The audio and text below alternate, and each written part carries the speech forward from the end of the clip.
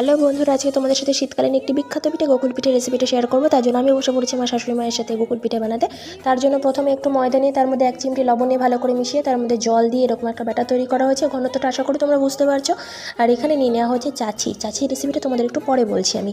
চাচি দিয়ে প্রথমে দেখো এই যে আলুর চপের মতো করে এগুলো গড়ে নিতে হবে। এখানে চিনির শিরাটা জাল হচ্ছে, এটা কিন্তু বেশি ঘন করা যাবে না, পাতলার মধ্যে রাখতে হবে, নইলে এর মধ্যে রসটা ঢুকবে না।